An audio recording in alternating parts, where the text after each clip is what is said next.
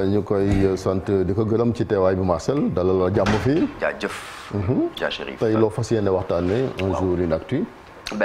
Plus précisément un jour un chiffre mu di benn chiffre bi nga xamante ni c'est 15,1 di leen gën a comprendre lan moo tax ndaxte ci atum 2020 production totale li nga xamante ni moom mooy ressource wala richesse minière en valeur au Sénégal daal di atteindre lu toll ci 1141,8 milliards de francs CFA bu ñu xoolee nag ci ginnaaw benn at ci ginnaaw en 2019 mu ngi tolloon ci 1126,7 milliards de francs CFA donc mu di benn hausse benn augmentation bu toll donc ci 15,1 milliards de francs CFA ci benn at période 2019-2020 mu di ay données yi nga xamante ne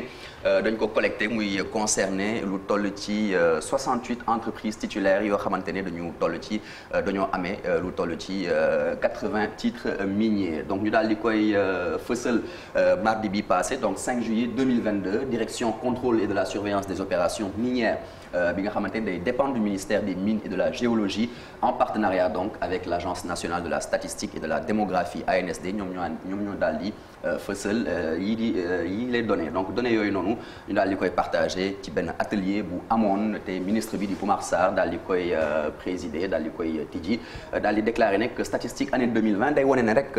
malgré le fait que impact négatif pandémie Covid-19 bi daal di am secteur minier bi moom dafa daal di enregistré li nga xamante ni moom mooy avancée considérable par rapport aux années précédentes. Dia Chérif. léegi ñu xool rek meññeef gu nekk la la produire ci koppar. voilà donc meññeef bu ci nekk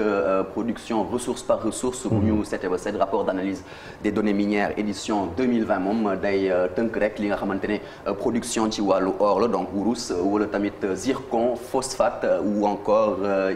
ilménite donc pour lu jëm ci wàllu or ñu ngi toll ci 12,4 tonnes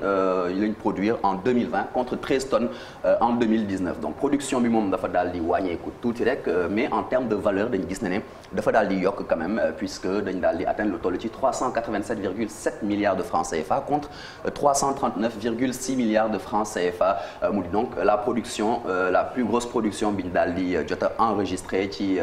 diggante richesse minière yu jot a am ci réew mi ci bile période. bu ñu sukkandikoo ba léegi ci rapport bi production or bi yëpp fii ci Sénégal bu ñu jot a def en 2020 dañ ko daal di destiné donc à l'exportation et puis pour le zircon ñu daal di toll ci 84 376 tonnes la ñu daal di produire d'une valeur estimée à 50,2 milliards de francs CFA lu jëm ci wàllu phosphate production bi daal di caracolé toll ci 2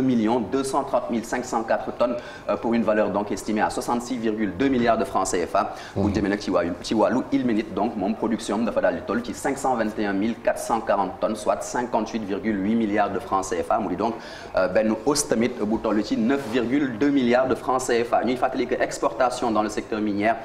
bi nga xamante ne or bi moo ko dominé suivi donc des minéraux lourds et du phosphate ñoom dañ daal di estimer au total 1 155 512 tonnes en 2020 soit donc benn valeur boo xamante ne day représenter 515,2 milliards de francs CFA ba léegi ministère bi nga xamante ne moom mooy ministère de tutelle bi di fàttali rek ne résilience secteur minier en tout cas mu ngi fii ci Sénégal mais lu ñu jot a gis mooy activité minière fii ci Sénégal ba léegi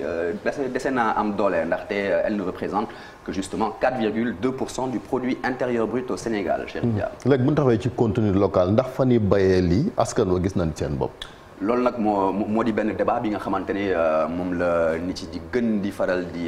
di wane depuis un certain temps donc depuis quelques années ñu ngi laaj daal ñu gën a am considération ci ñi nga xamante ne moom mooy production locale ci wàllu secteur minier et justement ci wàllu rapport 2020 bi ñu remarqué ne ñu constaté ne que entreprise étrangères yi donc ba léegi lu ci ëpp ñoom ñoo koy am ndaxte ci 727,9 milliards de francs CFA yi nga xamante ni fay nañ ko fournisseurs yi entreprise locale yi ñoom 211,2 milliards de francs CFA kese lañ daal di capté soit 29% là où justement fournisseurs étrangers yi ñoom ñu ngi capté lu toll ci 71% des achats soit 516,7 milliards de francs CFA loolu waral donc justement ñuy invité entreprises sénégalaises yi ngir ñu renverser la tendance.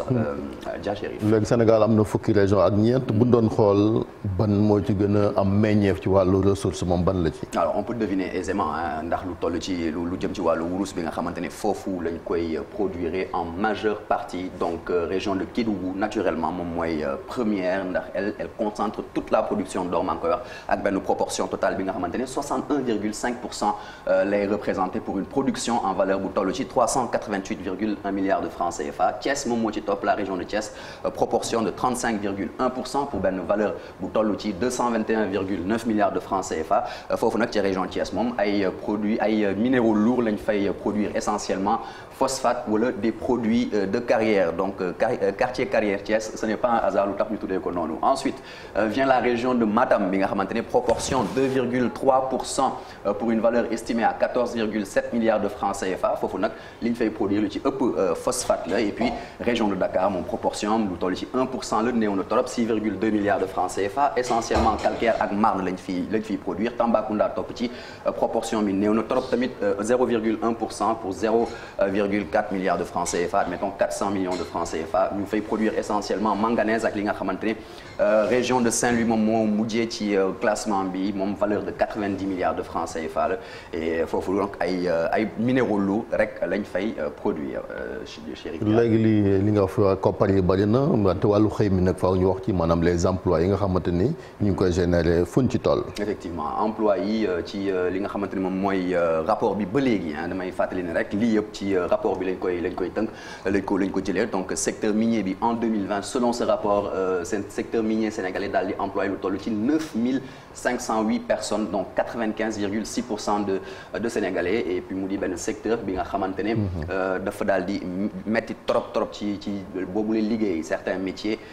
waaye loolu waral ñu mën a gis na ne daal góor yi ñoom ñoo ci gën a mën a liggéey que jigéen ñi ndaxte loolu waral ñu gis na ne sur les 9508 employés ci biir secteur minier boobu lu toll ci 694 jigéen kese ñoom ñoo ciy liggéey pour 8814 hommes donc là on est bien loin de la parité on peut peut-être comprendre masse salariale des employés du secteur moom doon tolloon ci lu toll ci 88,1 milliards de francs CFA ñuy fàttali ki les 415 expatriés ñoom di représenter 4,4% personnel boobu ñoom lu ci ëpp ay cadres supérieurs la ñu wala bokk